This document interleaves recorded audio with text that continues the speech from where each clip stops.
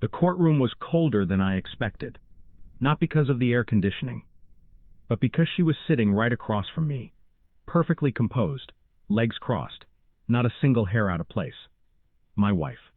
Or at least the version of her the world still believed in. Her lawyer stood with this rehearsed confidence, voice polished like he'd been practicing in front of a mirror. Your Honor, my client fears for her safety. This man is unpredictable, temperamental, emotionally unstable. I didn't interrupt. I didn't roll my eyes or shake my head. I just sat there, hands folded, listening.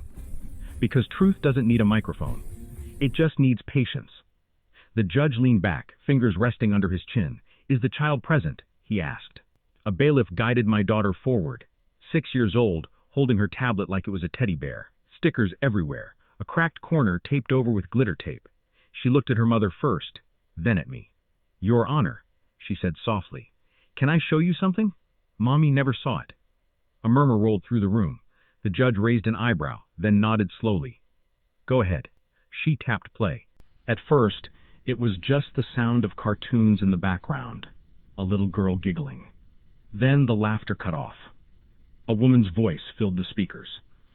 Sharp, bitter, nothing like the mother who used to braid her hair at night. Another voice, male, answered her, low and intimate. My wife's smile collapsed. Her eyes widened as she recognized her own voice, before the camera even showed her face. This wasn't the life she'd prepared to present today. This was the life she hid. It didn't start with fights, not even with distance. It started with a change in her tone. Polite, distant, too careful, like she was always thinking 3 steps ahead. A new perfume she never wore around me. A second phone she claimed was work issued. Her office door suddenly locked at home. Cold goodnights, robot-like affection. Everything rehearsed. I wanted to believe it was stress. Then one evening, I found a hotel receipt tucked inside her coat pocket. 2 glasses of wine, 1 room, 1 bed. She didn't even flinch when I showed it to her. Just shrugged with that practiced confidence. It was a client meeting, she said. I nodded, not because I believed her, but because information is more powerful than accusation. So I observed. I waited, and I documented. Times, numbers, locations, patterns. The truth always leaves fingerprints. It wasn't long before everything pointed toward one person. Her assistant. Too many late nights. Too many inside jokes. Too many messages buried in deleted folders. What I found wasn't just cheating. It was emotional abandonment written in digital ink. She didn't know I backed everything up. She didn't know I had recovered the deleted files. She didn't know our daughter had accidentally recorded the worst one of all. My wife whispered into her phone, voice dripping with arrogance. He'll never fight back. He's too weak. Courts always believe the mother. And then, in the background, a tiny voice. My daughter, hidden under a blanket, recording without knowing she was recording. That was the moment everything shifted for me. Not revenge, not hatred, just clarity. Let her build her stage. Let her walk into her own spotlight. The courtroom speakers crackled. The camera view shifted. There she was, laughing, wine glass raised, sitting too close to a man she claimed was barely a coworker. My wife looked like the floor had disappeared beneath her.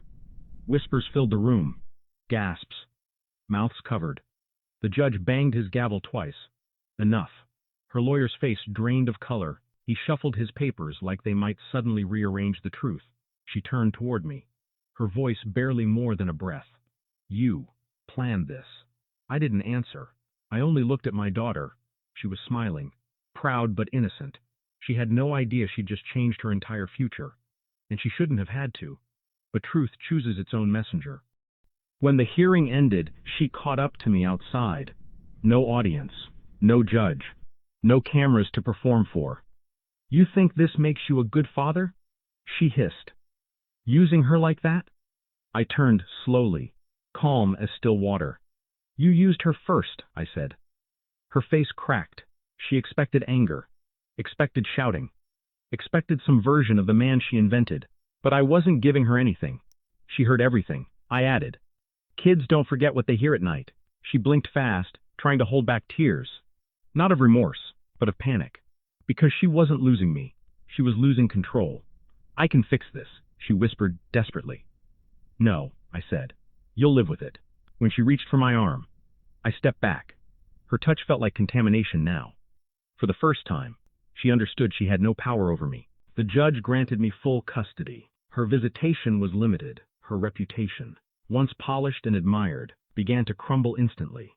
Friends drifted away. People whispered behind her back. And the man she'd risked everything for, he vanished before the ink dried on the verdict. I didn't celebrate. There was nothing to celebrate, just truth finally unchained. Sometimes, late at night, my daughter asks, "Is Mommy coming back soon?" I never lie. "No, not for a while," I say softly. She nods, her small hand reaching for mine. She trusts me. That trust is heavier than any victory. Before I turn off her bedroom light, I glance at her cracked tablet on the desk. I keep it charged, not as evidence, as a reminder. Because when she pressed play, she didn't just reveal her mother. She revealed the truth we'd both been living under. Truth my wife thought she could bury. She believed the courtroom was her stage. She never realized the spotlight belonged to our daughter. Thanks for watching. Don't forget to like, share, and comment.